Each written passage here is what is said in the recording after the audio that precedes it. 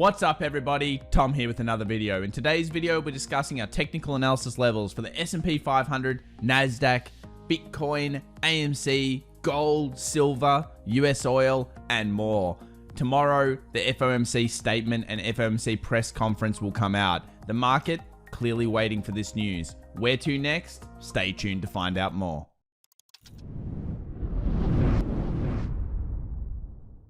Alright guys, well here begins our recap of the markets for the 15th of June 2021, and it was clear that the market was in a lot of disarray yesterday. All of the tech stocks that were moving up through the previous sessions, they came down slightly, had a little bit of a breather.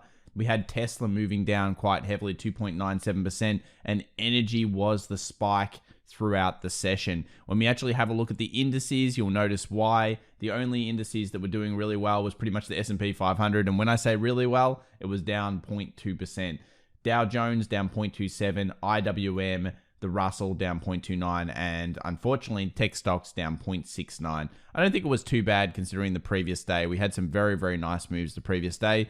And when we break it down to the sectors, it was all energy, industrials, utilities, financials, and then down below, biotech, real estate, technology, those positions. And I think the market clearly has no direction currently. It's trying to make new highs. It's definitely packing in an interesting FOMC press conference. Of course, with the Fed coming out and bringing in their economic statement, the markets are looking for this, and the technical analysis shows this is what the markets are looking forward to. Why? Because it's all pulling back to key levels. We've discussed this quite a lot on the channel. Whenever you head into big economic news, you're always going to see the markets slide into key resistances and key supports. Here we have the volatility index, the fear index in the market. Where is it?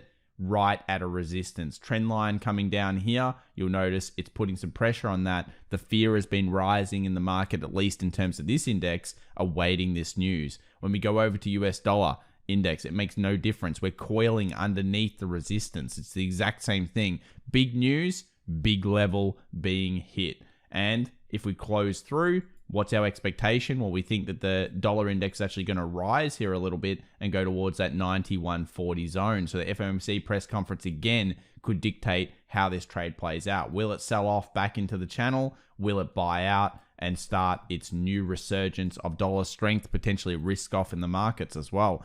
That's something that we'll need to consider throughout the session. What else have we got? We've got gold moving down here heavily. Our 8-hour trend line got breached. When it got breached, it was all over, unfortunately, for gold. We saw the signs of weakness over here, and hopefully a few of you didn't get too stuck in this one after we saw those signs of weakness. However, it is finding some form of base. I mean, we have the 1842, previous resistance, a nice level on the daily. You'll see a 200 simple moving average, and a 50 exponential moving average sitting around here.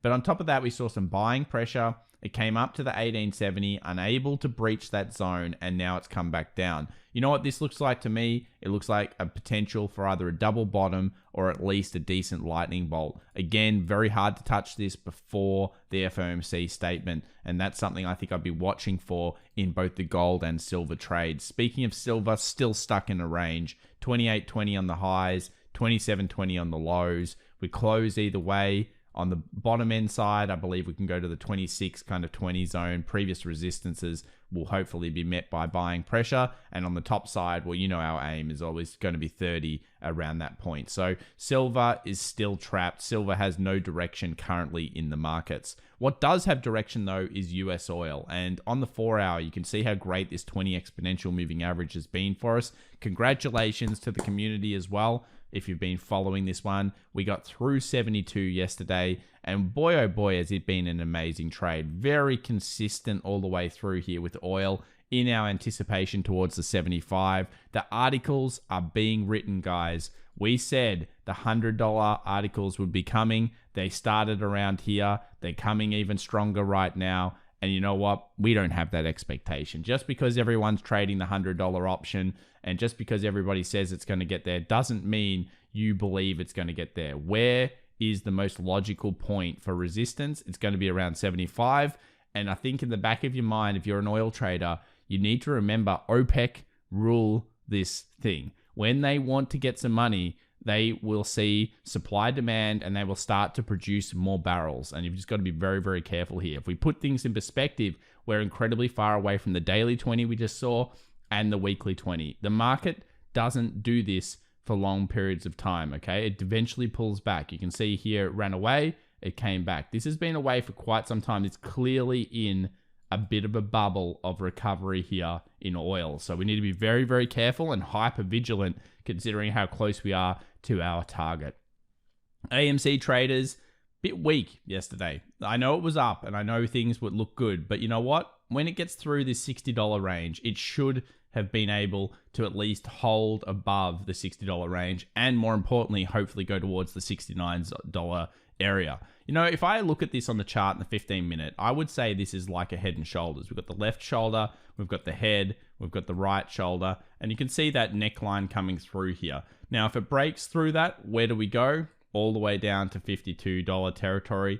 If it breaches the right shoulder and breaks past this level, which is around $60.60, then hopefully we can actually start to put some good work in and move towards the 69. But if I was looking down the 15-minute, I'd certainly be paying some attention to it because it's a pretty decent pattern actually on the 15-minute chart. Well worth watching. And for AMC traders, good luck out there tomorrow. Let's move over now to Tesla.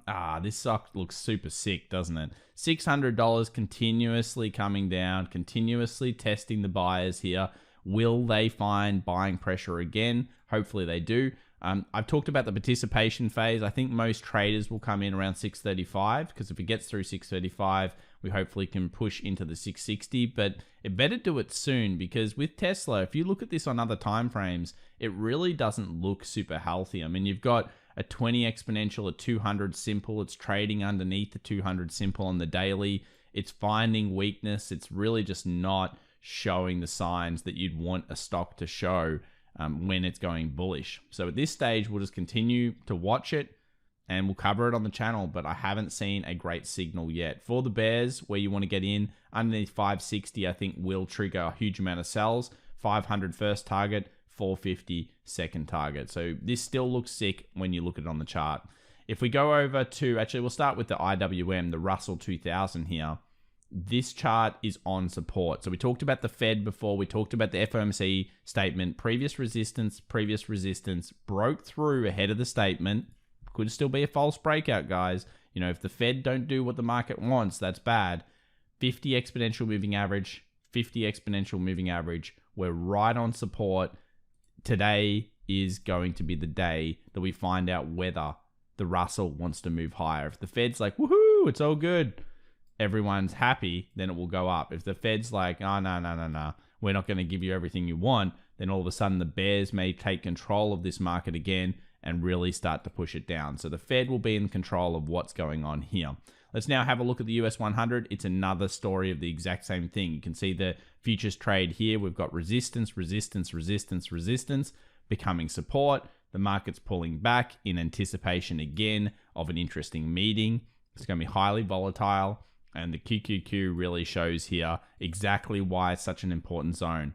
20 moving average on the 1 hour, bought off. It's been bought off and it's testing it just like it always will before key bit of news. So we're sitting right on the zone where you think the market is about to find recovery. And if the Fed don't present, then the market will go down. I tend to believe that you always want to be optimistic about what the Fed's going to do and that the market will be happy with it, but we still don't know exactly what they're going to say.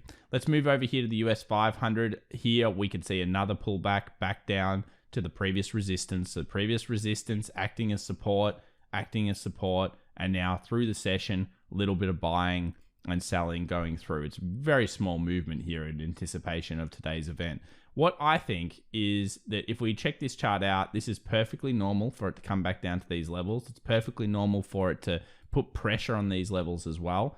But you do want to start seeing bullishness throughout the Wednesday session. Hopefully, whatever the Fed say pushes it back up and we can start to get new highs. If the bears take control and push it back under, well, then we'll have to be talking about it very differently tomorrow because everything will change in the next 24 hours if that happens. I'd be looking at something like the 4 hour here, 4 hour 50 exponential, 4 hour 50 exponential, 4 hour 50 exponential. Hopefully any buy pressure that comes off this will be good. And if it closes underneath there, Then where could we go? I think we could go well down to at least the 42.10, and then maybe even the 41.80 again will be tested. So we'll watch on the bull and the bear side. A lot of people are concerned over many things here in the markets, and I think there are a few valid ones. One is the Dow Jones is declining. So the Dow Jones is actually finding weakness here. You'll notice it's resistance, resistance, resistance, support is becoming support again ahead of the key news. But the Dow Jones is basically tipping over. If we look at it on a daily, look at that weakness coming back into it. Now, is this unusual? I don't think it's as bad as people think it is, because it's the top 30 companies, I get it. But there's a lot of companies in there like Caterpillar and stuff that went a little bit too hard, too fast.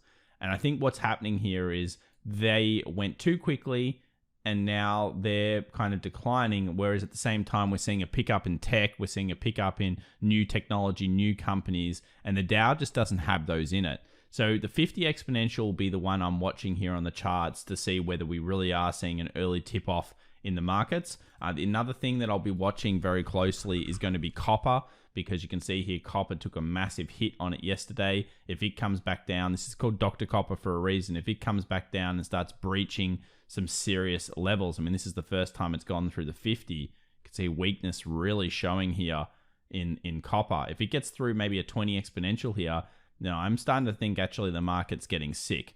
So Dow Jones Industrial Transport Index, and of course copper, all showing weakness. US dollar showing potential risk off as well. But at the same time, the price action on the S&P 500, the price action on the NASDAQ, still bullish across the board for now.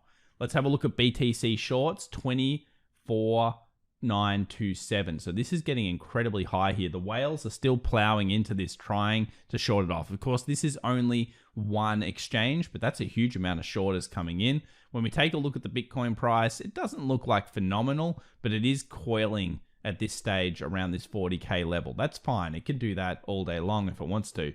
What I'm thinking is any pullback should be met by a lot of buyers around this 38,000, 37.5, 37.6 level. You've got previous resistances. You've got the lower peak trend line that we had breaking through recently. You've got 20, 50 exponential moving average, and you've got the upwards trend line all intersecting into the same zone. You know what that creates? A pretty cool level for you to be looking at. Multiple different techniques, multiple different traders, all sitting at a very similar level should the market come back down. So hopefully Bitcoin can be met with some buyer support.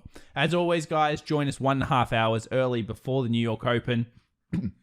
It's going to be an absolutely massive session tomorrow. Will the Fed come out? Will they do what we need them to do for the bulls? Or will the bears regain control of the market? Time will tell. Remember to subscribe, hit that like button if you enjoy the video, and remember also, make as much money as humanly possible, guys, but only when it's safe to do so. Good luck, everybody. See you tomorrow. Bye for now.